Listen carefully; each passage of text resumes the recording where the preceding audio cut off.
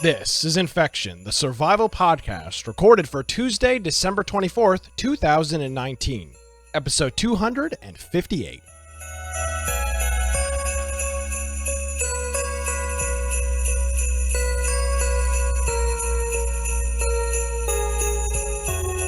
Hello, ladies and gentlemen, and a Merry Christmas to you. Thank you for joining us for another episode of Infection, the survival podcast. Infection is your source for the latest information on survival video games. We bring you the latest news, reviews, updates, and more each and every week. My name is Nick Craig. You can follow me on Twitter at Nicholas M. Craig. And of course, check out our website. It's infectionpodcast.com. Joining me, looking festive as always, I got to tell you, Brian, you looked much better last year with your light up hat. My flashing hat. But yeah, I'll try to pull that one together for next year. We might not be here next year. I'm not foreshadowing. I'm just saying, that's a long time away. Hopefully not. We'll see. Hi, Brian. I have a feeling we will be. How are you doing? Merry Christmas. I'm doing well. If you want to find me at Boise Computer on Twitter, of course, my blog, biteoftech.com. And then make sure you go to our website. One thing that you'll find on there is on the right-hand side, you'll see where it says join our server on Discord. If you do that, you can submit news throughout the week that we look at before we do the live shows. Also, we have on there the Steam groups. You can get a notification of when we do a live show. Also, we have on there our Mixer, our YouTube, our Twitch. Those are all places you can watch the video forms. And then a bunch of links for various podcast versions for the audio only. So whatever platform you want to listen to on that, we've got that covered. Also, we have the show notes. So perhaps you want to see a video or an article of something that we are talking about today. We'll have the show notes out for that, and you can go and check those out at your leisure. On the left-hand side, if you want to support us, by the time you listen to this, you should have already gotten all your Christmas presents, I would hope. Wait. I was supposed to get you something already? I'm just saying someone should have ordered them by now. Oh, crap. It is the day before. And so, but if you want to support us with maybe something after the fact, you can go ahead and support us through Amazon. We have our Humble Bundle link in the Support Us tab. And also, if you want to support us through Twitch Primes. Absolutely. Well, I think that is it. I want to give a big Merry Christmas to all of our listeners out there. Hopefully you are safely either traveling or have traveled for Christmas, as the show's going to be released here on Christmas Eve. And I think it makes sense. I don't think the show's ever fallen on a Christmas Eve before. I don't ever remember doing a show on a Christmas Eve or Christmas Day, but maybe not yet. I don't remember. We'll have to look at our calendar and see what you're planning. The day it lands on Christmas will be our final episode. How about that? That's going to be next year, guaranteed. Oh, maybe. I figure it was like some 10 years from now. So we've got a couple things to talk about on this show. As we mentioned in the weeks past, it's going to be a little bit more of an abridged show. And I do want to say, for a programming note, the show for next week is going to be live on Monday the 30th. We have New Year's Eve off. I'm not sure what our schedules are going to be, so we're going to do a live show on Monday the 30th. So add that to your calendars. I think that probably makes sense too for people, as they will probably be out celebrating and ringing in the new year. So hopefully you'll join us for that live on the 30th on Twitch, Mixer, YouTube, and all of those other fun platforms. All right, Brian. So we've got a couple things to talk about this evening. I have one thing. Yeah. Oh, yes. One thing I wanted to tell you. I was going to look to see when it would land on Christmas, and each year, like, it goes up one. So in 2023, Christmas is on a Monday. Okay. So 2024. Wait. 2024, Christmas is on a Wednesday. It skips it. So then we're going to have to wait another 10 years for the stupid thing to come around. Stupid thing? You're trying to end the show? Just saying. We got 15 years left before we can end the show. I mean, you may not even be alive in 15 years based on your age. I mean, what's the average life expectancy for a guy in Boise? I don't know. I mean, who knows? I don't know. But anyways, I thought it'd be fun to look, and it's like it skipped from Monday to Wednesday. What are the chances? Can you go back every year before that? It goes up one. What about in the past? It probably was on a Christmas. Like, we've been doing the show for 5. By the way, our 5-year anniversary is coming up here in 3 weeks. All right. So last year, it was a Tuesday. Christmas was on a Tuesday. I don't even remember that. We must have done a Christmas Eve episode. No, we couldn't have. I'm not home on Christmas Eve. Okay, well, whatever. We're having this big soliloquy You're about like, I can't. We've never had that. Last year, it was then. So, in 2029, Christmas will once again be on a Tuesday. 10 years from now. Something for everyone to look forward to. In 10 years. Put it in the book. Put it in the book that this is the final episode, or just that Christmas will be on our. What's the prediction that we will or won't be doing an episode of Infection in 2029? Our 15-year anniversary. Should I put? I don't think. But when the time comes to it, what are we gonna do? We have a special episode where we say, "Hey, look, we were right. Yeah, we didn't do. We are not doing it anymore."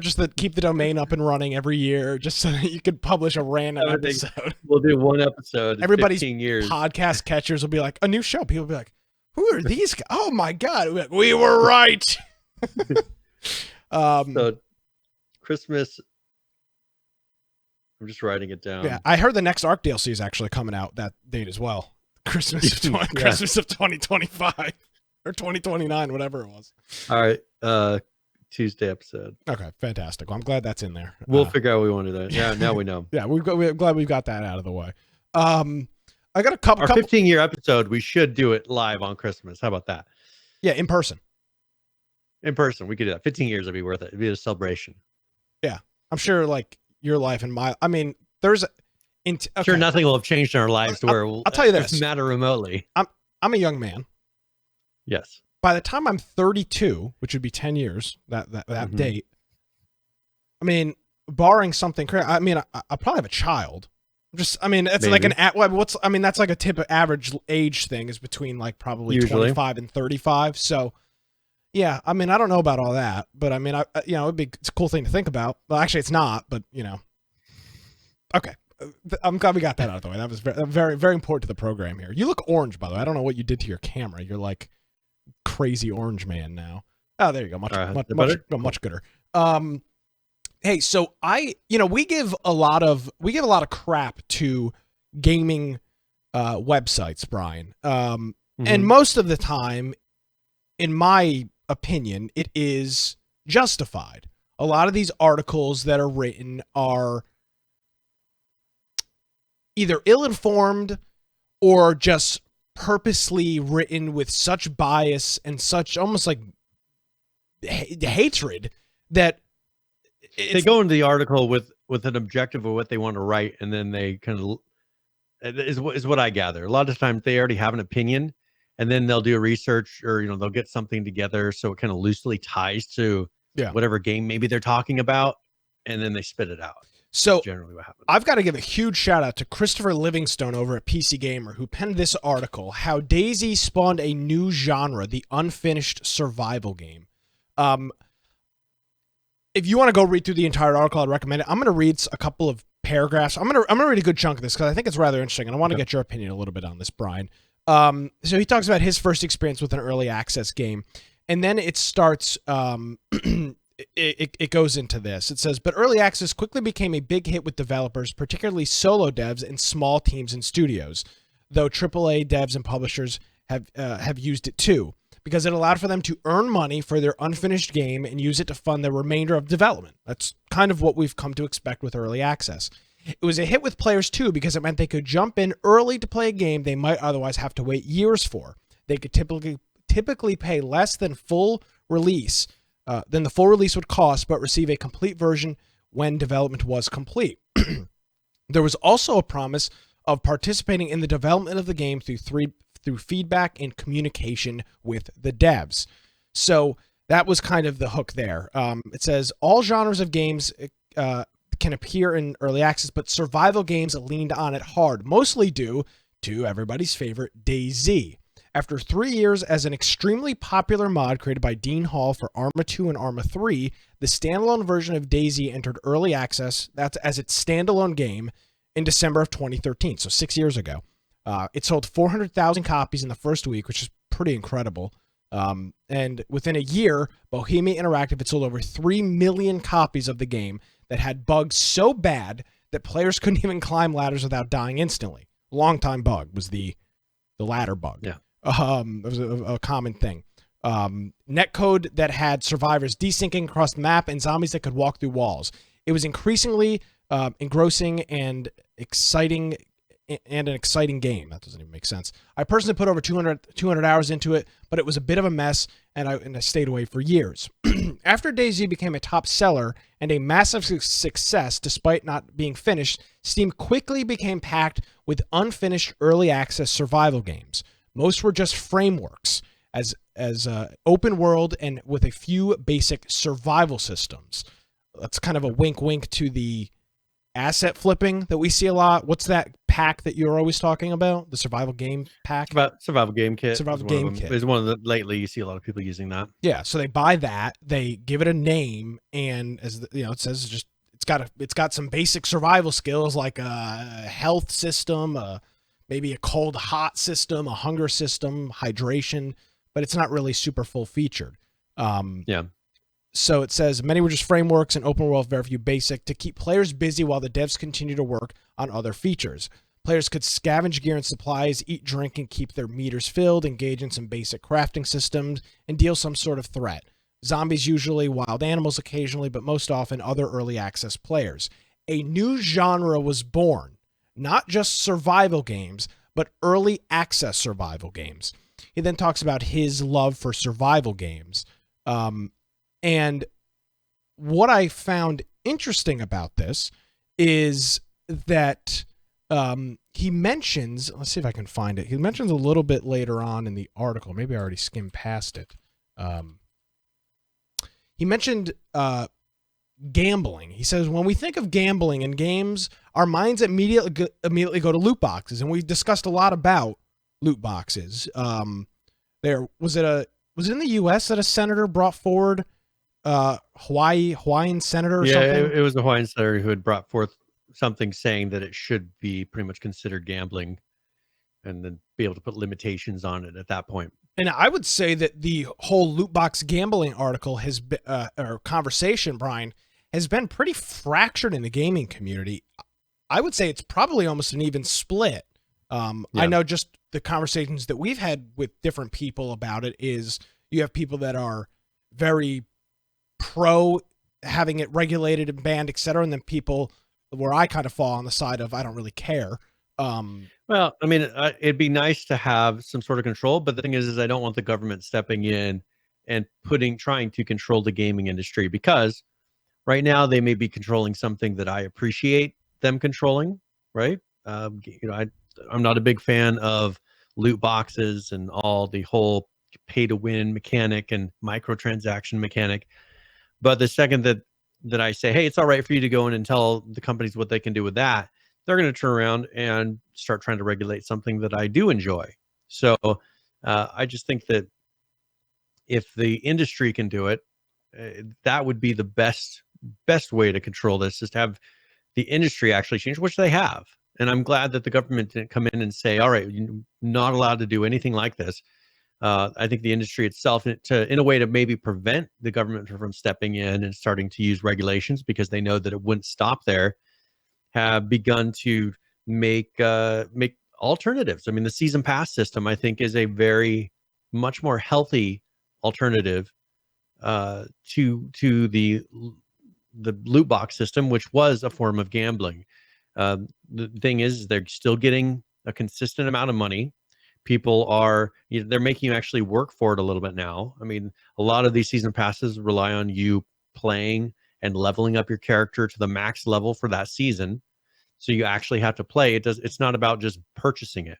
Now, I've seen people turn around and then offer the ability to boost your season pass. So if as you get close to the end of the season pass season, then you can pay money and have it unlock the rest of the things. So there's still kind of that ability to, if you want to throw money at them and not do any work, you can.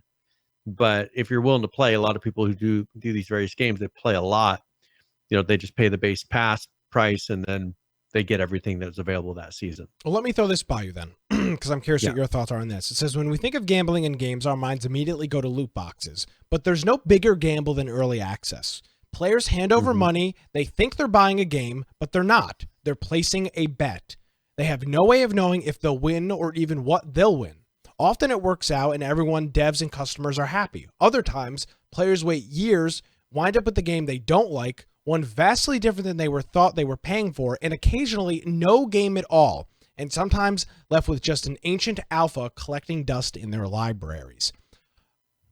That is the most spot on thing I think I've ever read on PC Gamer. So, well, it's spot on. The perfect example is just look at he lists off some of the games that he's purchased. How many of those actually are doing something now, and how many of them are kind of just idling and not really getting it that much better? How many of them are gone? Well, I mean, he talks about the Long Dark. That's one that I think is a perfect example of what these companies should be doing. Mm-hmm. I mean, the Long Dark had a Kickstarter goal in a way, whatever that, I don't remember what platform they were on, and they met that, and they said, hey, we want to do a lot more, and then they've surpassed it by tons. That's rare. Then there's Rust, Rust does what Rust does. I mean, I think part of they've realized that the draw to Rust is the fact that it's unfinished and weird.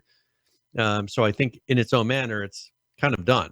Like they're going to keep adding stuff to it, but that's a very stable game. Ark, I would say Ark is a good example. Subnautica is a good example. Rust, of course. Then they go, then they go to Just Survive. Yeah. Just Survive, which is no longer around. You have Unveil, which I never heard of. Miscreated, which you and I have discussed, and that's pretty much a stalled. I mean, they're putting out maps, but the product isn't really moving forward. Okay, but to be clear, at least there's an active dev team working on it. That's what I'm saying, though. It's kind of like that's idling. I mean, it's doing stuff, but it's not getting closer to being finished. Okay, I'd agree with that. Empyrean, Frozen State, I didn't do those. Hurt World, very rough start. They are releasing, or they did just release this past week out of early access. Oh, cool. So and we'll talk about that probably in an upcoming episode. Maybe do it for Game of the Week or whatever. So we'll see what we can do. A lot of people have Grav was one that I know Lance and I played. Oh yeah. And it had promise, but they just never went anywhere. Better late than dead. 3 days. The Solace Project is good. I haven't heard a lot about it, but fairly complete. So there's a lot of games that all kind of came out during that time. I'd say it was a 50-50. So that is the gamble. It's like less than a 50-50 of being really good, but a 50-50 that it's even going to be around, a couple of years from then. I'd never thought about, we've articulated that early access is a gamble, but I've never heard somebody say it as bluntly as the author of this piece did, that as much of a gamble as loot boxes are, at least you're guaranteed to get something.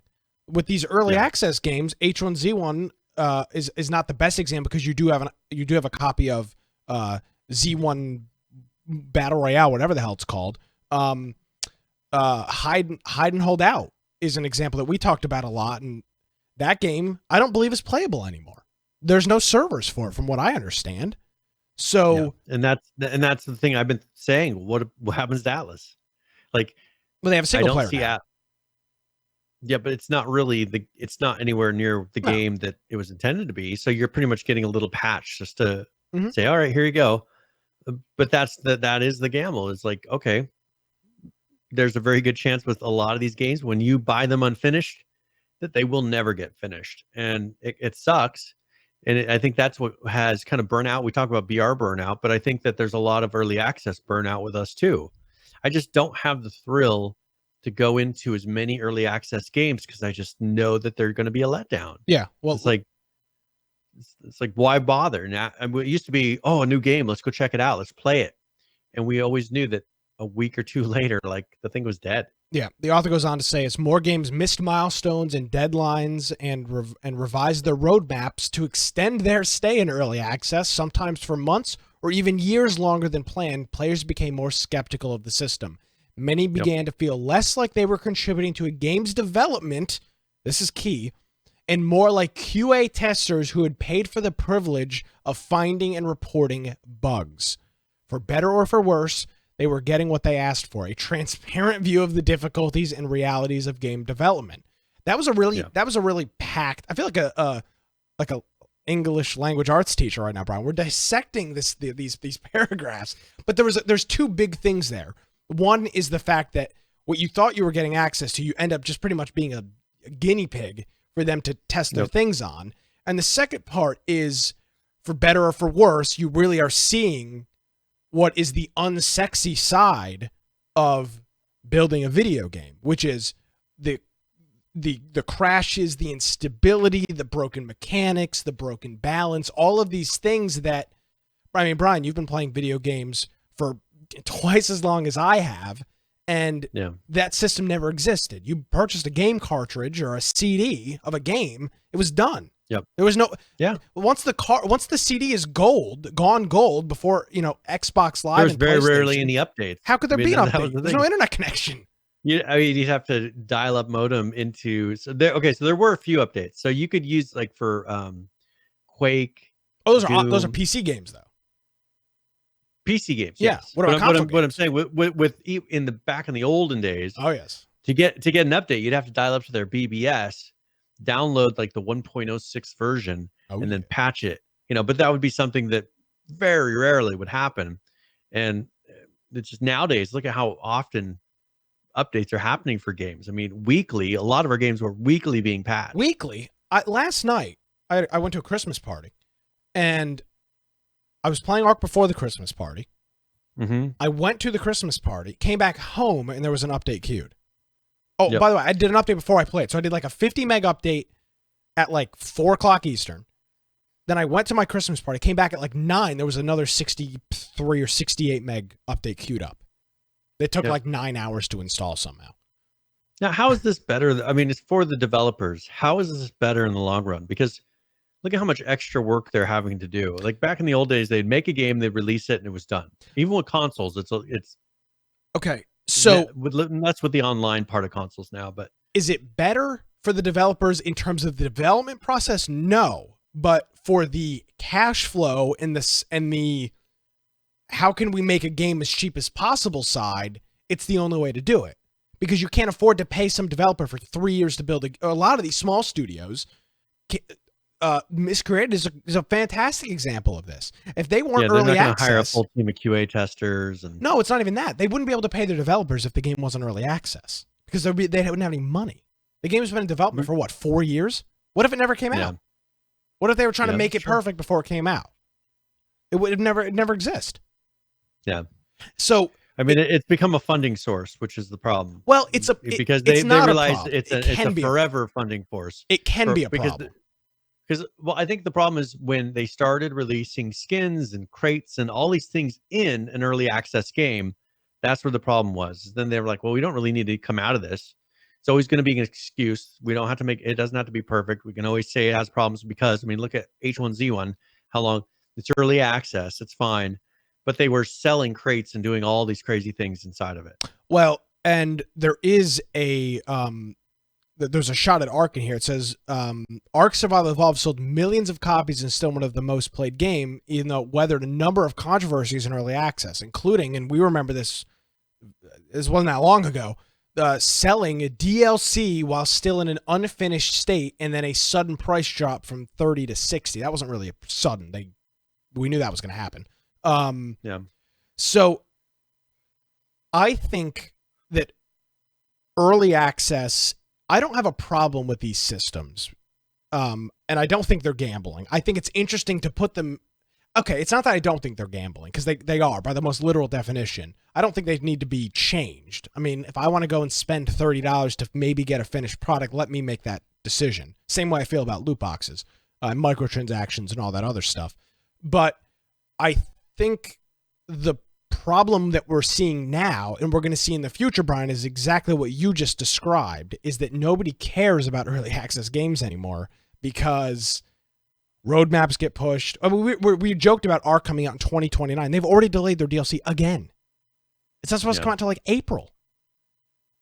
It's supposed to be out. It's supposed to be out like today. It's supposed to be out like late December. I mean, we've seen this. What about Atlas? We've seen this. They did the same thing. The last however many DLCs that they've done, we know that they're not going to be released on time. And it's a joke. Like it's a running gag. It's not funny, but it's a running gag. I realize they want it perfect, but that's the difference where you look at. I mean, we talked about Red Dead Redemption when they said, "Oh, it's going to be delayed." Yeah, they said it like a year before.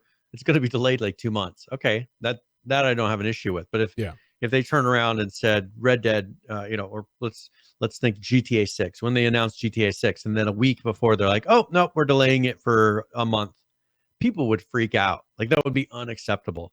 But we just kind of take it from, uh, you know, from these studios because they're small studios. Oh, they're early access. Well, I think that people want finished games now more. I've been saying that I think for a little while. Um, Um, People want a finished game. They don't want to deal with this early access anymore. yeah, he mentions a game, and I think were you a backer of the Stomping Land, the dinosaur game? Mm-mm. I think that was one No, where I you did become another the one. dinosaur. Okay, that's Oh another yeah, one. yeah. It's not the Stomping Land. There was another one that I was Okay. Well, that where you were the dinosaur. so he mentions this one. It's called the Stomping Land. I'm not very familiar with it. A dinosaur-based survival game that raised over $100,000 on Kickstarter before entering Steam in early access. It was delayed and then abandoned by its creator, leaving backers unable to acquire refunds and leaving several artists on the project reportedly unpaid for their work. Just Survive spawned King of the Kill, a massively popular. That's not true. It wasn't massively popular. A battle royale, but the survival mode languished for years and then shut down for good without ever being finished. DayZ, meanwhile, left early access at the end of 2018, 5 years after it set the trend. And even then, accurate, doesn't contain all of the features that had originally planned. What?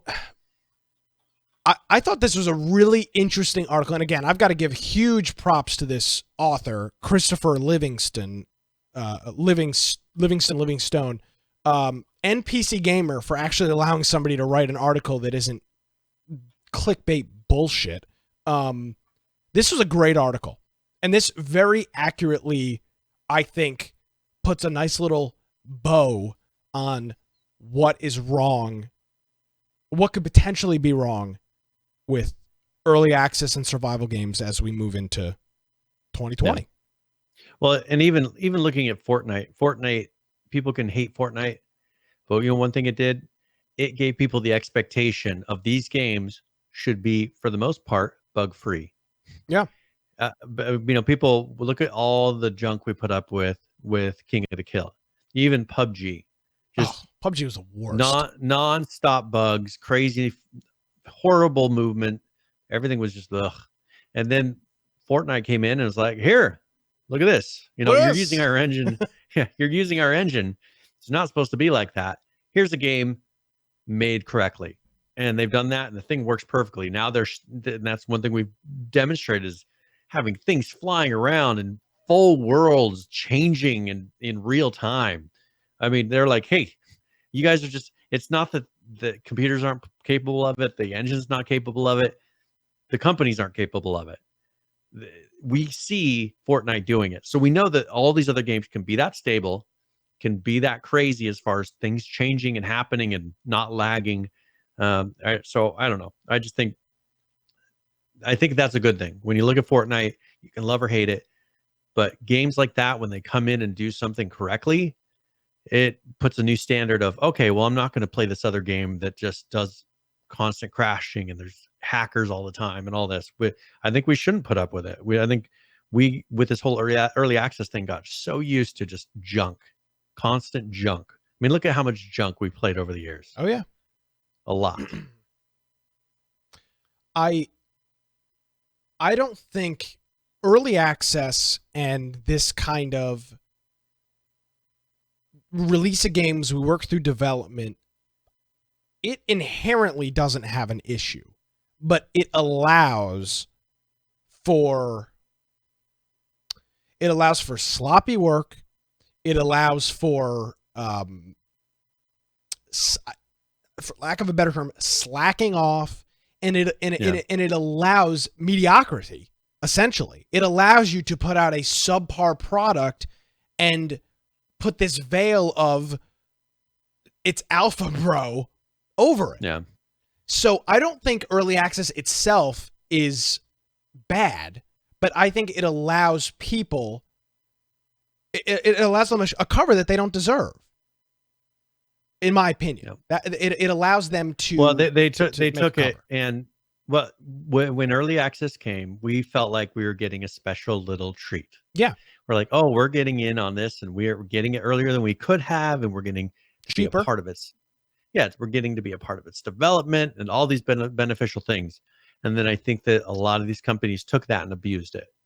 They took it too far, and it was no longer, hey, we're going to let you have access to this because we think it's so special. To it became a thing of just an excuse. I mean, I've been thinking about like Daybreak this past week, and just the mess that has become, and just the perfect example of a company that doesn't have the purchasers, their people that are buying their game or playing their game, best intentions at heart. Because look at that. I mean, look at what they did. They did everything possible to mess that game up, and whether or not it was on purpose, It wasn't. It was because the definitely community said they wanted it. In a lot of cases. Well, but somebody there should have had enough brains to say, hey. I mean, Smedley was that guy originally. Yeah, true. You telling me that that he was the only brain that was there capable of saying, no, no comment. No, we're not going to do that. But it's just crazy to me. Like, there's got to have been someone there who just says, okay, that's a crazy idea. We're not doing that. Like, hold up. Here, this makes sense, because you got to have logic and reason when you're approaching even when you're dealing with video game people. You got to be like, all right, this great, funny, but it would break everything. And that's where I think Rust has been so magical, in the fact that they give you just enough to be crazy, but you don't hear about the game being super buggy. They've given it to you, and in its kind of somewhat seems like a raw form, but that thing is a polished game. It is. And the quote unquote, there are bugs. Let's be clear. There are bugs, but I think they fix them. That's the thing, is that some of them have become characteristics of the game, that they've made the game and then they've polished them. But those are fully patched. They just don't want to remove it from the game. No, true. And part of that is we just, when did we talk about the Arc music thing? Was that last week or Rust music? Was that last week or 2 weeks ago? That was last week. Last week. Okay. I think that comes down to more of. Oh, wait, you talking about the Rust instruments? Yeah, it was. That was 2 weeks ago. Okay. Yep. They're selling instruments for like $20, like a virtual instrument. In any other game, almost any other early access game, people will be standing with pitchforks outside of the development office of that studio that sold a virtual music machine for $20 physical dollars, $10 physical dollars, whatever it is. Yep. Part of Rust that I don't think it's talked about enough is just, as people want to say the community is toxic, they really get behind whatever the developers want. Like, they will embrace almost anything. And I'm not articulating well, but I hope you kind of understand what I'm saying. The difference is the people that play the game. The people that play Rust, I think, are different than people that play a lot of other early access games. But Arc is the same way, because Arc has been ravaged with bugs for 5 years. I think it's been a two-way street, though. I think with Rust, though, the game has been playable. Like, yes, it's been playable. That we've hit points where Arc was not playable, where H1Z1 was not playable, even where PUBG was not playable at times. I think one thing that there are bugs, but one thing that they have done is being incredibly quick to fix and make the ones that are game breaking. I think that Rust has done a good job of actually patching them. So there are things that come up, but I think that the Rust players are taxing that system. I think they do everything, all the weird things under the sun that you could think of happen in Rust.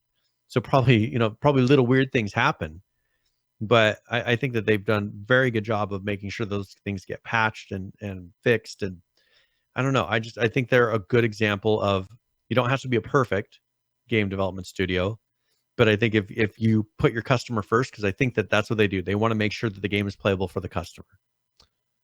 Okay. Let me ask you this. Why, you don't have the answer, but I'll ask it anyway. Maybe you do. Why is it why is it that Rust and Ark, why is it that their community is so much more different than a game like Miscreated? Because you specifically have been very, very critical of. I'm not saying not justifiably, but you've been very critical of Miscreated. Why? Yeah. What is the difference? Why do some games get a pass and some games Because don't? I'll tell you why. I'll tell you why with those examples Yeah. specifically. Rust and Ark put out updates on a regular basis. They put out features that are improving the system. They put out patches to things that they know aren't working correctly. Miscreated does not. Miscreated very rarely puts out patches. There are bugs in there that it's not necessarily the bugs, the things you would call bugs, but the movement system, the lack of features. They don't add new features. What new features have they added as far as other than they put in the boxes that you could store things with coins, Yeah, that was the last thing. right? And that wasn't really a feature. That was a kind of a patch to some other kind of system because they didn't have real storage. The base building system, they've started adding some additional pieces, but the base building system is still very broken, right? I mean, it's not a normal base building system yet. I just the things that people want, what the community asks for in Miscreated, they do not give them. I mean, I remember being like when we first really started pushing for Miscreated, I remember really focusing in on their community and following a lot of their community, like the hardcore community people.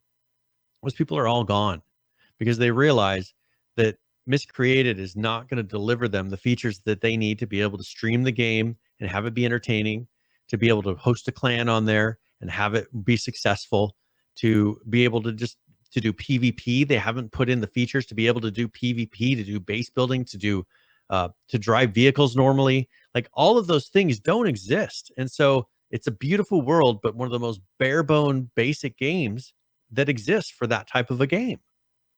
But a lot of these games that come out, the systems in the game are better day one than Miscreated's are. The worlds aren't as good, but the systems behind the world making it work are better. And that's just crazy to me. Okay. Well, I'm going to throw what you threw at me earlier. Isn't it a two-way street though? It's a two-way street. It's the chicken and the egg, right? The developers do what they are doing based on, and we'll talk about this in just a minute. We'll talk about Dead Matter up here in just a minute.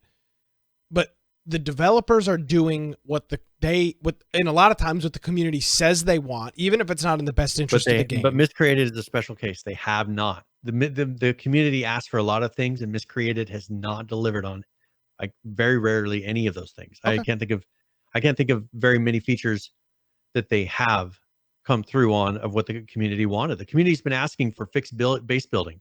The community's been asking for better gunplay, storage, all these things, and they will not do it. They could do it. There's no reason that they can't do it.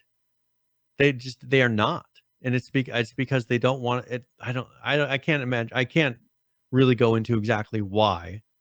I have suspicions of why it's not happening, but I think that they have shown over time they are not going to give the community what they're asking for, yet they're not giving a good reason why, and they're not creating an alternative. So that the community is just left with the bare bones game that's empty, that there's no real long-term benefit of playing it. Like, what do you gain from playing Miscreated every day? There's not many people that do, so I don't know. But I'm saying, what are you going to have in the end? Well, it's like, what do you have in any game? You could have a base. You could have some like special items. You could have something that you build up. But it's all subjective. I mean, you can build a base in Miscreated. That's all subjective. But the systems are so messed up that people destroy them on a regular basis. You can't have a long-term base like that, and that's part of the beauty of Rust is they've taken that mechanic and built it to where they've made it to where bases kind of wipe on a regular basis to where you're building them up quickly. Yeah, all the time. But they make it so that you have the ability to build a base very quickly and it works well. Unrateable bases, Yeah, this one has the downturn of it's really difficult to build a base. They get destroyed really easy, and there's no real benefit to even building one because there's not very much storage. And you can't have gunfights in them. It's not really a benefit. Yeah. No, it's interesting. So if you don't have anything else to say on that, I think it was a really good article over at PC Gamer. It's a little long of a read, but I'd highly recommend. And I read through most of it, but I'd recommend you go and read that article and I don't know, leave a comment, tweet the guy that wrote it. I thought it was really interesting. I thought it was a very good art, and these are the kind of articles, Brian, that I wish PC Gamer was publishing on a regular basis. No. There was nothing outside of what this guy's, and maybe it's just because it strikes so close to home with us, but it was this guy's personal experience. As he says, I love survival games, and he clearly was very educated on the topic. And I feel like a lot of times in the video game journalism space, that is not the case. They're assigned to a topic, and then they kind of write on side stuff about it. This guy actually is a survival game player. Yeah, absolutely. So go check that out. The link will be in our show notes, infectionpodcast.com. I just foreshadowed it a couple minutes ago, but Dead Matter, there's been some drama. Can you quickly, what is Dead Matter going to be? We've seen 6 or 8 dev vlog videos from them. What is Dead Matter supposed to be? All right, so Dead Matter is going to be a zombie kind of post-apocalyptic game. It's more of a co-op game. That's one thing that I think a lot of people maybe had a misconception about originally, if they didn't read into it deep enough. But Dead Matter is one where you play with a limited amount of friends. It's more of a you versus the world type of an environment. It's a roguelite. So a lot of it is you sneaking around and trying to maybe build up a stronghold or, whatever, a building that you've reinforced. And the zombies are going to be harder. A lot of it is trying to control the amount of sound you make, the maybe fire, and just the roguelite light elements of trying to survive in the world. It's based out of Canada. I don't remember if it was Montreal or something, or Quebec. Maybe it was Quebec. Where they said, is it Calgary? Yes. All right, Calgary. And so this is done in Unreal Engine, and it's based on, I think, a mod originally that they kind of did some things in. So a lot of the look of it is based on how they did the mod. And they have weapons. It's got all these survival type of aspects, but it's not an open world sandbox, as you would say. It's not like a bunch of players. There's not 100 players on a map doing things. And this is going to be more of you and 4 of your friends, or you and 3 of your friends playing a session in the world. So that kind of give you an idea of generally how it works. Yeah, there's just so many of these games. I'm sure people that might not listen to so super intently to every episode, what does that matter? There's like 1,000 of these games that we talk about. So they've got a lot of games. They've got a Discord, and we spoke just a couple weeks ago about the miscreated Discord and how that wasn't necessarily the most healthy thing in the world. And there was a conversation that broke out there about a week ago about the map, and they originally described a very open world. Again, what they said versus what people assume is not always the case. Just because somebody says open world does not mean Skyrim, does not mean Fallout, does not mean GTA or Red Dead Redemption. I'm not defending it. I'm just laying that out there. Open world has a lot of meanings. It's not a definitive term. Right? There's no open world means X. It's just a term. It can mean anything. In comparison to Super Mario Brothers, freaking Ark is a vast open world. That map's not that big. H1Z1 would be considered massive open world. So the original conversation was that it was going to be a large open world map, very highly or very dense in its POIs, very dense in its foliage, mountains, hills, maybe lakes of water, whatever it may be. So a conversation was kind of breaking out in their Discord, and a couple of the developers were talking, and it came up that the map, instead of being a large open world map, is going to be a couple of smaller maps. and the size that they threw out was 10 by 10 kilometers, and that you would transfer between maps to go to different zones, to travel through the larger map. You'd go through these little, you'd go through these smaller things to piece together a large map. Because they were smaller, they'd be able to make them much more detailed and not have to worry about the resource wise of running a whole bunch of really detailed things on a much larger map. So larger map, broken up, kind of sliced up into some smaller 10 by 10 pieces. Your player splits up across servers and maps. The environment is split up across maps, but there's a shared player database, so your player jumps across maps. Maybe like an atlas, which I think is probably from what I've played, Brian, the best example of that. Almost flawless. You're literally sailing, and then you and even at the start, besides the servers getting slammed, which is something that is another issue. Once that was sort of solved after like the second day, you would just be steering your boat, and you would just hiccup, and then next thing you know, you're in A7 or whatever zone you're in. It was relatively smooth. So maybe it's going to be something like that. Maybe it's going to be something more like a Minecraft world server where you go to a specific area and, I'm going to say teleport for lack of a better term, to another map, another section of the map that would be hosted on a different server. So one of the developers wrote this in here, and the screenshots on our will be in our show notes at infectionpodcast.com. It says, when logging in, you pick a town. You can discover additional locations which have no label, so you would discover them, then they'd get labels, and you can choose to spawn at them. You can set up a sleeping bag inside of a tent and choose to spawn there as well, or you can spawn at a last known location. I think, Brian, this game, Dead Matter, is going to fall into we made a bunch of assumptions about the game, and it's not going to live up to our assumptions.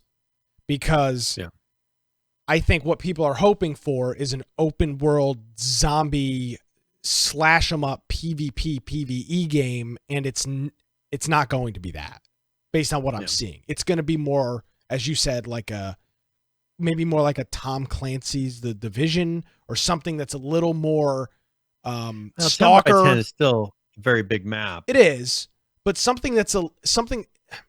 I think people are thinking it's H1Z1 or Rust, and I don't think it's going. I could be wrong, but based on what I read through their Discord, and we've seen this before, haven't we?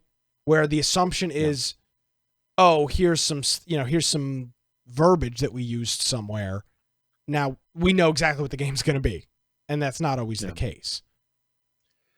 Yeah, I think that I think part of the issue is for them coming into this, since they're not doing, unless this has changed, they're not doing true dedicated servers in the same way that we think about them, because you don't have a private server for a small amount of people. Since they were doing a limited amount of players per instance, it becomes very difficult. How do you deal with that? Well, if you have them hosting people on a person's computer, well, then you have a lot of issues that come up because someone is hosting a big, huge server on their home, desktop computer on DSL. I think what I'd be more concerned about is the fact that this is something that they're not hosting the servers to where they can guarantee you a certain level of performance, and you're relying on people hosting it on a personal desktop computer, sharing it over their internet connection, and playing with 4 people, 5 people. That's going to be sketchy enough, unless they've changed it to where they're going to be hosting something, which I can't imagine if they're keeping the player numbers low, how that would be possible. I don't see that happening. I'd be more concerned of how are they going to get the performance that good on a map that isn't doing this. I don't think you could. I think they need to have it to where there's a limited play area, because let's look at the logic of it. You have AI of a bunch of zombies walking around. You have AI of animals. You have a lot of elements in the world that have states. So what I mean by states is the door open? Is the door closed? We know we've talked about the doors before. Yeah. Is this car, does it have damage on it? Where are bullet holes? Are there, depending on, he was showing grass that's kind of laid to the side. All of this information has to be transferred so that everybody is seeing the same thing. The more detail you put in the world, the more of those things there are. The more objects you put in the world, the more of those things there are, especially ones that can be moved. Anything that can be placed somewhere, moved somewhere, if a vehicle is in a different place, that has to be transmitted over the internet connection all the time, saying this object is here right now. Well, dealing with that on somebody's 10 megabit upload DSL connection, that could be a very big problem. And so I think that they are probably, I would assume that'd be some of the logic behind it is they're realizing, oh, we're not hosting the servers for everybody. We've got to do this differently because people are, and this is, I think, the misconception. They came into it thinking they were getting something like Rust, Arc, H1Z, the original H1Z1, and it's not. They didn't promise that though. They didn't. And I'm not a game developer. I play one on the internet. Between 7 and 9 p.m. most Tuesdays, I do play a game developer, Brian. I don't know if you knew that, but yeah. I think we've seen this before. There is communication. There's 3 different kinds of communication. There's not enough communication. There's an unhealthy amount of communication. And then there's somewhere in the middle, which is what you would call, an ideal amount of communication. And what I saw back and forth on the Dead Matter Discord seemed to be an unhealthy amount of communication. It was short little sentences, a couple of words at a time, either telling people that there's what they were thinking was not right, or it's going to work like this. And it seemed to just piss off and confuse a lot of people when that probably was not the best platform to be talking about how servers are going to work. That seems to be something that can be described more in a blog post and or a video, which, by the way, their videos are very good. Yeah. It just did not seem to be the best platform was. I mean, you've been in a popular Discord server before, Brian. There's a wall of text. You look away for half a second and the screen's completely scrolled by. It just did not seem to be the best environment to describe how the mechanics of the core servers were going to work for this game. And I think a lot of this so-called drama probably doesn't even exist. It may have just been poor articulation by the developers and or questions that maybe they didn't interpret correctly. And or answers that we didn't interpret correctly.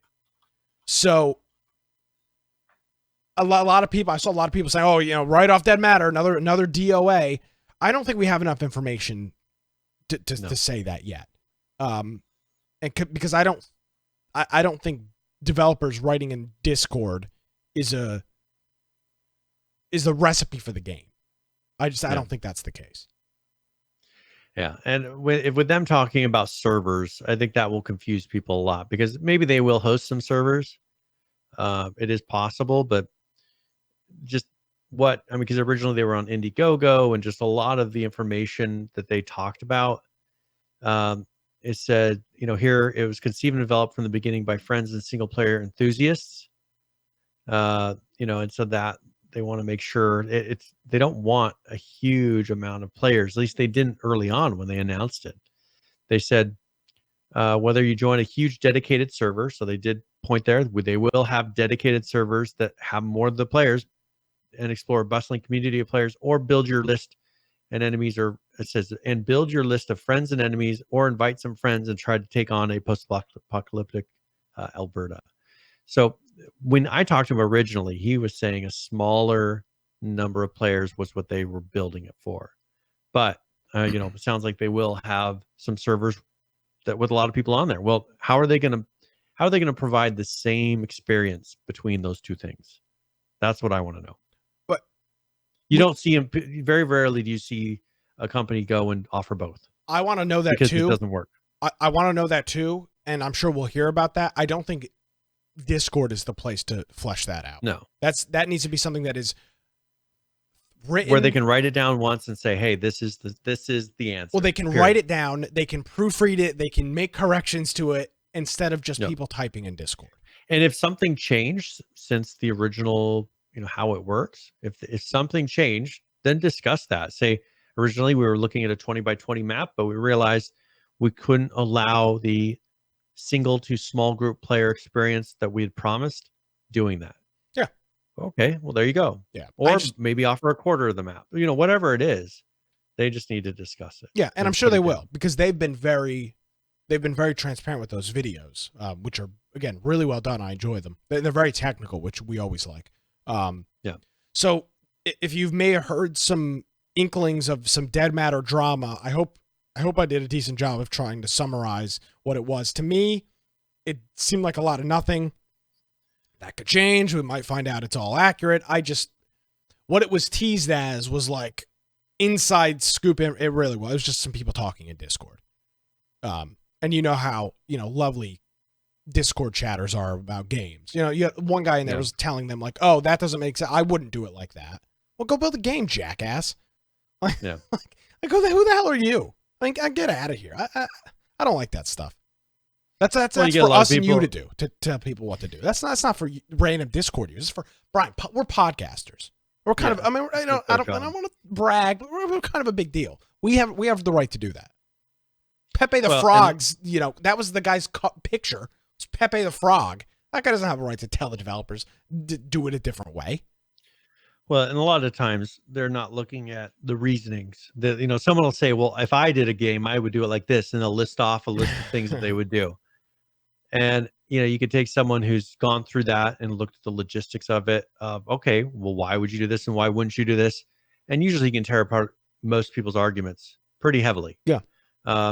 Because, I've mentioned a number of those things already. What about bandwidth concerns? What about all these different things that could be a problem, become a problem, when your game isn't in the perfect environment. Yeah. And so, all these things that people say, I want to have this and I want to have that. Go try making a prototype. But I've seen a lot of people say, I want to make a game. I've heard a lot of people say that, but they've never made a prototype. Yeah. They've never gone through and actually made anything that's playable. I have a Discord full of people that are making prototypes. I see a lot of people that are making things that do resemble games, right? The people are running around shooting things, doing all the aspects of things that a game is. But most people who say that never get even anywhere close to that. So, agreed. That's your average person who says, "Hey, here's how you can fix your game." That's what it is. Love it. Hey, I want to give a quick shout out. This is a game that we've talked about a little bit in the past. It's called I think it's called the Scavengers Project. Or maybe it's just called Scavengers. Scavengers. It's called Scavengers. It's a I think it's a survival game. I don't know if it's an MMO or more of a co-op, but it's a survival game. And they actually do a podcast, Brian, which I think is rather interesting. I didn't know they did one until this week, and I'm going to take a listen to it. But it's called Midwinter Podcast. That's the name of the development studio, Midwinter. And it's available at anchor.fm/midwinter. And the name of the podcast is Keep Warm Together. And it appears to be in all the major podcast apps. Brian, what are your thoughts on this? I don't think I've ever we've seen dev blogs and, dev videos. Daybreak used to do like the larger Q&A community streams. I don't believe I've ever seen anybody do a podcast. This seems like an effective format. Yeah, and that's exactly what I was going to say. A lot of times companies come in and they promise more than what they can deliver on a regular basis. How many times with H1Z1, they would say, we're going to do this. Became the joke. Oh, we're going to, we're going to give you a dev letter every week or every month. And it's going to be, and then they never followed through. They always dropped the ball. They always did more than what they would realistically be able to do. A lot of times with a game, people just want to know some information. They want to hear the devs talking about their thought processes or what's coming up. A lot of companies say, well, then we have to make a YouTube video that has all this media and has all this music and has all this stuff going into it. But you know what? That's not giving you any more information. Usually that's giving you less information in the end because it's so polished and they're taking so much time trying to give you a presentation and not information.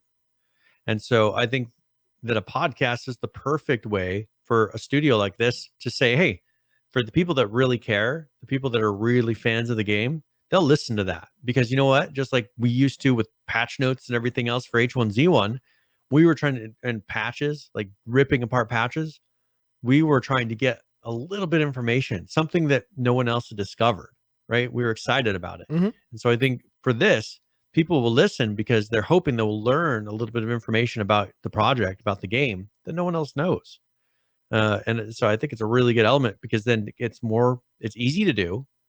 People don't, it's audio only. So people don't have to wear certain clothes for a day. They can just take a break, go into a side room, record an episode, and it doesn't have to involve your marketing department. It doesn't have to involve all these things. Yeah. And I just think it's and you don't have to involve legal to make sure music is right and graphics are all accounted for.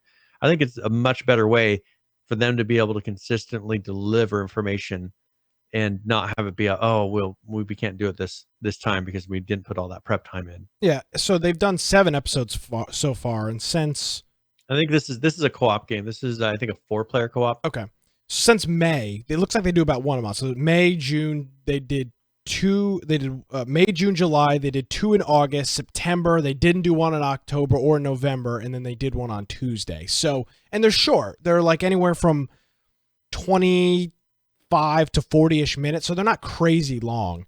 I couldn't find them in my podcast app, but I'll put a link to the RSS feed in the show notes as well that you can add on any app. I haven't listened to it yet. I just found out about it, but I think this is cool. I like this, and I'm gonna give this a listen. Cool. Yeah, so check it out. And this is one that we've talked about it a little bit, but yeah, this is I think a 4-player co-op game. Okay, should be interesting. Yeah. All right. Well, we're wrapping up here. And Brian, even on the shortest of shows where we have literally a page worth of notes, we don't get to hardly any of it. I do want to mention a couple more things before we get out of here, though. One thing here, Brian, I saw this on Charlie Intel, was that Call of Duty Modern Warfare is the most played Call of Duty of this generation, which means since 2012. It is the number 1 Call of Duty.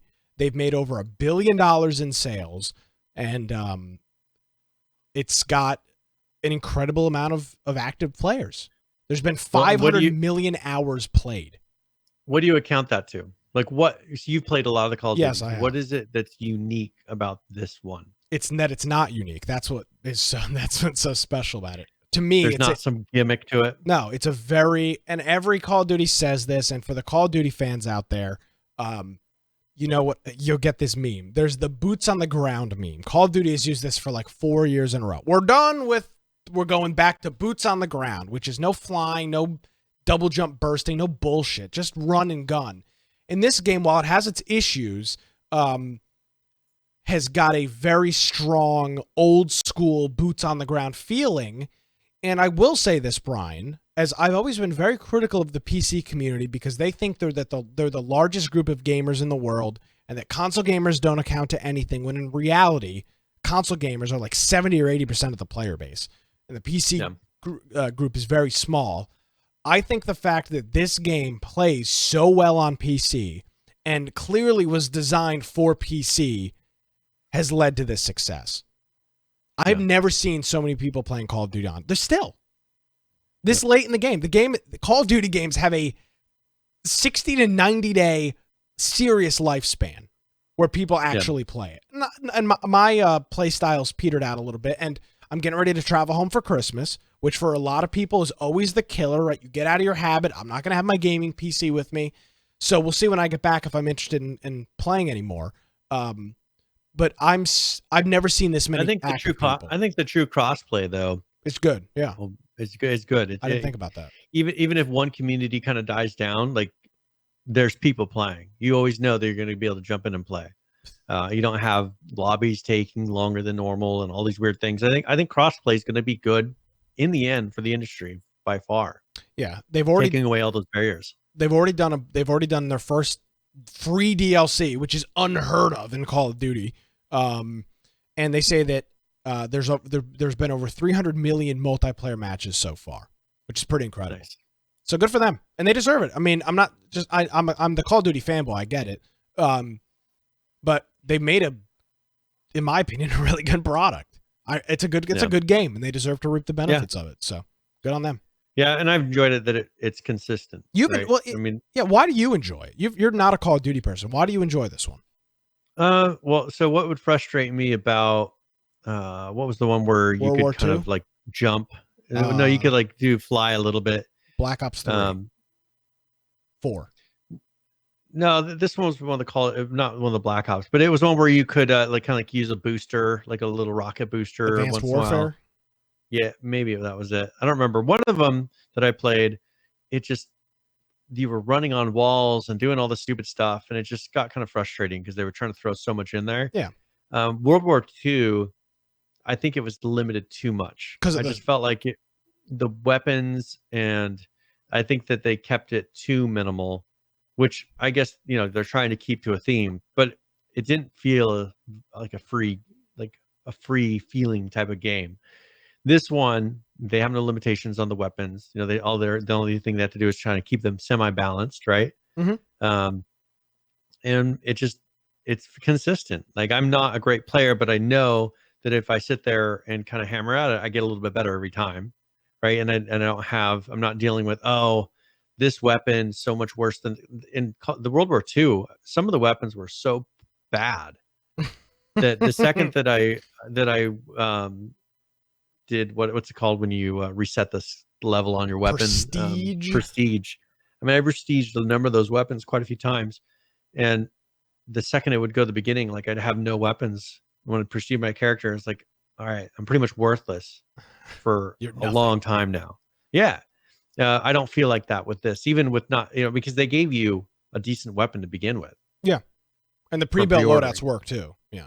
Yeah. And it's in where I felt like I have a chance. Sure, there's probably weapons that are better than this. I keep building it up, or I can go to different variations of weapons. But unlike World War II, I don't feel worthless when I'm starting out. Yeah. I've really enjoyed playing this Call of Duty.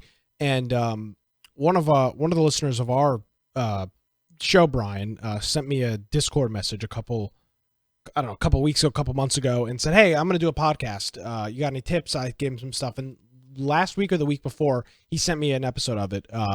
And when it's out, we'll promote it. His name's Pat, okay. And it was him and his buddy talking about Call of Duty, and they've got to be similar age to me because it was the exact same experience that I had. And it was very cool to hear them. I'm hearing everybody that played Call of Duty 4, Modern Warfare 2, all having the same opinion, mostly the same opinion about Modern Warfare. So to me, that's a success because that's the bar for a lot of people that has never been achieved and has never even come close to being achieved. Modern Warfare has come very damn close to it, and I'm really enjoying it, which is hard to say. I've not enjoyed the past 4, 5, 6 Call of Duties. Black Ops 2 is the last one I really enjoyed. That was on the Xbox 360. Yeah. Well, I think whole generation ago.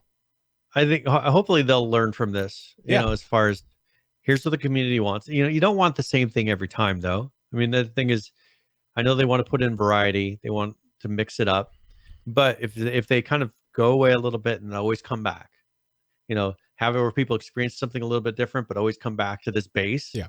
I think that'll be a way, because if they keep doing this every single time, people will then complain about this. Of course, exactly. So you need to have the crappy wall jumping game so that you can be like, nothing's better than the we're classics. Back to this now. Everybody come buy it. What's going on? We're back, baby. Yeah. So, but as long as they realize, okay, well, we can get back to this. Here's the formula. Like, hopefully they have the formula now. It's taken them a while to get back to, all right, here's what the one that people like, that it works. Yeah. But do it to where you just kind of do that cycle. We'll give you some crazy. We'll give you some space. You can kind of hold back and keep playing this original one if you want to, but we'll put out new versions, and then we'll put out something that's like this, but better. Yeah. All right. Well, before we get out of here, Brian, a game that we have not been able to talk about a whole lot, and you've actually been very cautious of Amazon Game Studio because we heard a lot. And a lot of these people from other companies were going to work over there, and they were always hiring, and then silence. We heard nothing. Yeah. We saw nothing. There were no articles being written. It was just total radio silence from the new Amazon Game Studios. And we're going back, 2 years now? Maybe a year and a half? Yeah. And we're now finally starting to see a little I remember this 2 years ago at PAX. So that would have been PAX 2018. We were walking through the streets of Seattle, and I was on Twitter on the Infection account, and Smedley tweeted out about something about airplanes and something about a game that he was working on. And it wasn't New World. It was about something else. That was 2 years ago. And we still have not heard anything about that project, which it may or may not be still in development. But we're finally starting to get trickles of information about New World, which is not a survival game, but it's an MMO. It's like an old school MMO. So there's a developer diary here. It's called Welcome to New World. I think we'll look at this. We'll do a quick summary. We'll wrap up the show, and we'll get everybody ready for Christmas. So let's watch this quick video from Amazon and New World.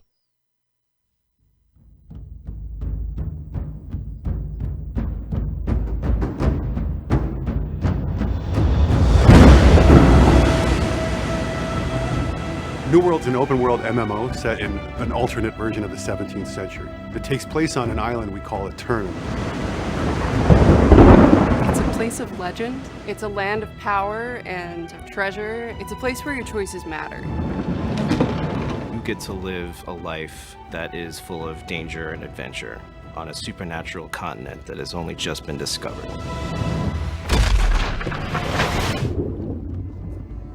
We wanted to build this version of a haunted Eden.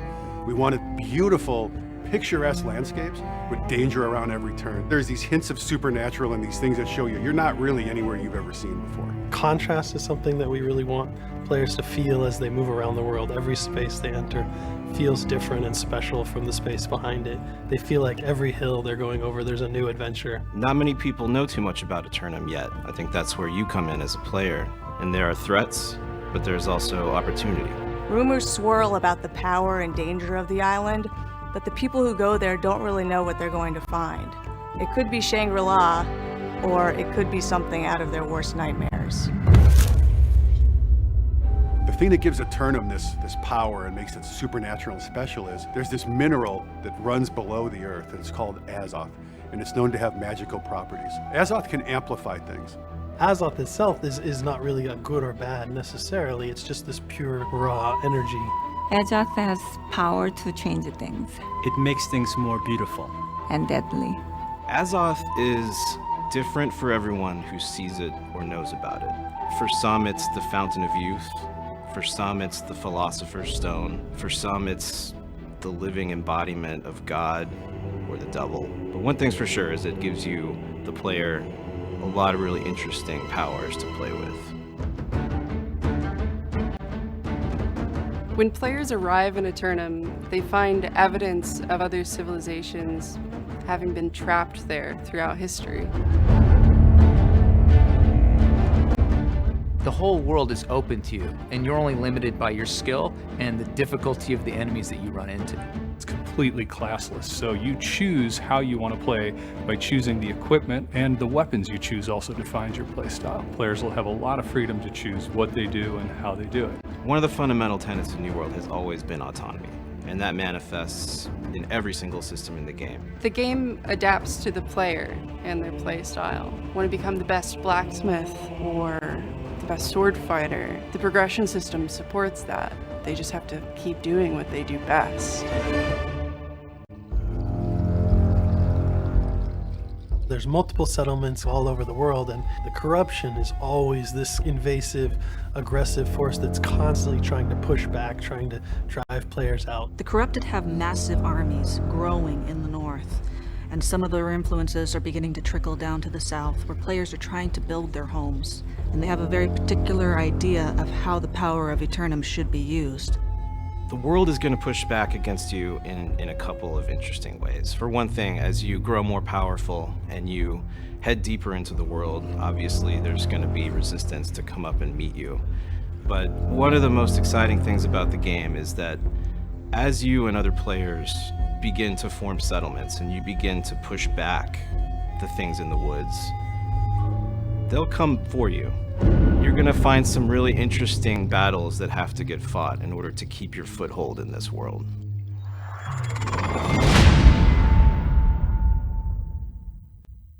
All right. So we haven't seen a whole lot. We haven't seen a whole lot from them.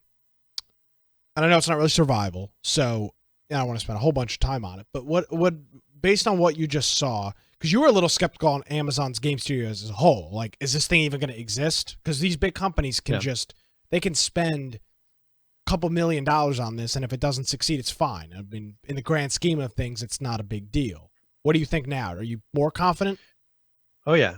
So this video is very enlightening to me, and I'll give some thoughts here on why. First of all, do you remember last week when I was talking about EverQuest and how there was a community out there searching that would love an EverQuest 3? Mm-hmm. Smedley, I mean, he was part of all that. I'm wondering now if them bringing him in, because I didn't feel like it was so much an MMO in the way that, because the original test that they didn't feel like an MMO. It didn't feel like a world that you progressed through so much. It just felt like kind of the just survive. Like you're thrown in an area and you just kind of run around and do stuff. There was no progression to just survive, right? And MMO has progression. And from what I've seen in this video, because this is one of the first things they've actually really shown, aside from kind of an open landscape that you run around for tests, there's definitely a progression system. It gives me very much a feeling, not in how it looks, but just a feeling of like what EverQuest did. You start out in one place where it's lower level, just like most MMOs do, and you progress by leveling up your character. One thing that I did catch that they said that reminded me of EverQuest is they said with the progression system, with like if you are a blacksmith, you just keep being a blacksmith and you'll level up. Well, that's exactly how EverQuest did it.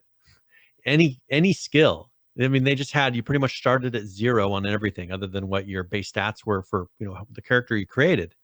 And then as you did things, whether it was swim, anything, it just slowly over time, the repetition of it would level you up. And it sounds like they're going to be using that kind of a system for this, not everybody's going to be able to be a level 100 blacksmith and make all these things in the end. That's the repetition. I don't know. I think they, as Amazon, which giant company, I think they have a real opportunity if they do this right, and they are going to be heavily networked focused. I mean, because AWS, their Amazon Web Services, and the multiplayer, like that's going to be a big selling point for them. A lot of them building the studio is because just like with Unreal, they're doing things. They're creating games and showing how you can use Amazon Web Services and their Lumberyard, which is a game engine to make games. They're going to have to prove that with, just like Fortnite, prove our game engine has the capability of doing, bam, this. If they want to be the MMO, like when people are making MMOs, and they want that to be the go-to, they say, hey, Unreal, not the best for making it, unless Epic turns around and he sees this competition, is like, all right, we're going to put out an MMO. We're going to show them how to do it. Then if they turn around and make an MMO that works flawlessly, people, when they're going and looking, okay, let's research what game engine to use for this upcoming MMO we're going to do. Okay, they'll probably go do Lumberyard because there's the perfect example for it. I think they're going to put a lot into this game, much more than what I wasn't so sure in the beginning because of the original play tests. But if they're going to match up to what they were showing in that video, I bet you it's going to be much like Fortnite. They're going to throw a lot into it because in the end, just like with Fortnite, it's going to pay off for people coming in and building games on their platform. And for them, they even has the opportunity to pay off. Yeah, if they do it right. Yeah, which is exactly what Fortnite's done. As much as Fortnite has done it right. Yeah, they have proven that I think and I'm not in the market of building a game, but I think that they have kind of separated themselves and pretty much based on what they've done made it almost a non-decision. If you're trying to build, I think Unity's got its place, and there's that RPG maker. It depends on what you're trying to make, of course. But if you're trying to make now Rust is a good example. Rust is in Unity and it's crazy. But Rust is kind of the bastard child, I'd say. Maybe it's not the. It's taken them a lot of work to get it there. Yeah, and it's not the norm with Unity, I think. And there's a whole bunch. There's very few games. Rust doesn't feel like a Unity game. It does not at all. They've implemented a lot of things to kind of fix that. Yeah. And that's the sad part. Rust has gone through and done a lot of work to kind of fix the engine and make it. That's the beauty of why you would go to somewhere like Unreal, is because they are having a game that's has all those things in it and they're implementing the fixes. Unity isn't doing that, so they don't have that luxury. Well, here, if you're making an MMO, you would look at Lumberyard. Oh, well, they're going to be putting in fixes to make it work right for this type of a game because they have one. They're going to have to implement all these fixes, and you don't have to do it all yourself like Rust did. One more question before we get out of here, Brian. Yeah. Is there really a place for an MMO like there was back in the WoW and EverQuest days? You're talking about, EverQuest, you're talking about 20 years ago. And what technology?